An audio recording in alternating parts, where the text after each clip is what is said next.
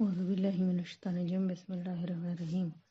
جو شخص آخرت کی کھیتی کا طالب ہو اس کے لیے ہم اسی کی کھیتی میں بڑھائیں گے، اور جو دنیا کی کھیتی کی خواہش رکھتا ہو اس کو ہم اس میں سے دیں گے اور اس کا آخرت میں کچھ حصہ نہ ہوگا۔ کیا ان کے وہ شریک ہیں جنہوں نے ان کے لیے ایسا دین مقرر کیا ہے جس کا خدا نے حکم دیا، اور اگر فیصلے کے دن کا وعدہ نہ ہوتا تو ان میں فیصلہ کر دیا جاتا، اور جو ظالم ہیں ان کے لیے درد دینے والا عذاب ہے۔ تم دیکھو گے کہ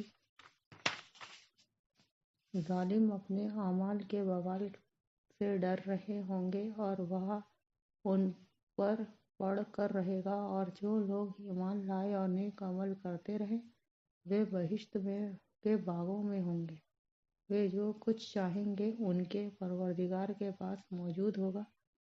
یہی بڑا فضل ہے، یہی وہ انعام ہے جس کی خدا اپنے ان بندوں کو جو ایمان اور نیک عمل کرتے ہیں خوشخبری دیتا ہے۔ کہہ دو کہ میں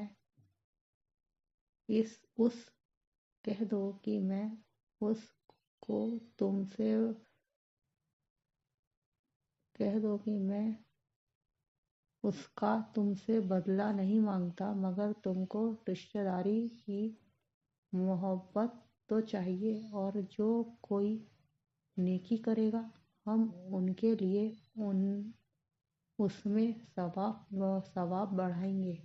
بے شک خدا بخشنے والا مہربان ہے۔ کیا یہ لوگ کہتے ہیں کہ پیغمبر نے خدا پر جھوٹ باندھ لیا ہے؟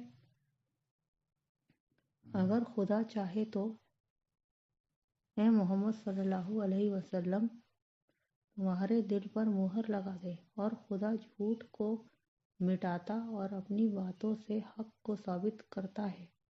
بے شک وہ سینے تک کی باتوں کو جانتا ہے، اور وہی تو ہے جو اپنے بندوں کی توبہ قبول کرتا ہے اور ان کے قصور معاف فرماتا ہے، اور جو تم کرتے ہو سب جانتا ہے۔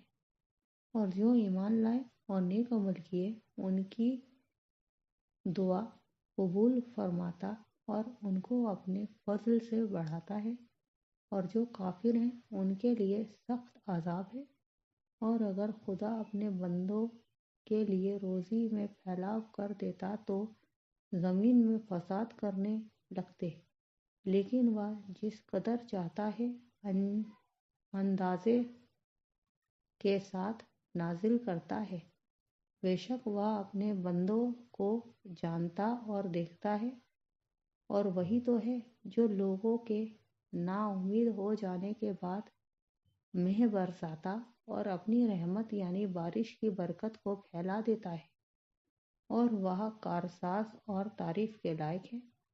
اور ان نشانیوں میں سے ہے آسمانوں اور زمین کا پیدا کرنا، اور ان جانوروں کا جو اس نے ان میں پھیلا رکھے ہیں، اور وہ جب چاہے ان کے جمع کر دینے کی قدرت رکھتا ہے، اور وہ جب چاہے ان کے جمع کر لینے کی قدرت رکھتا ہے۔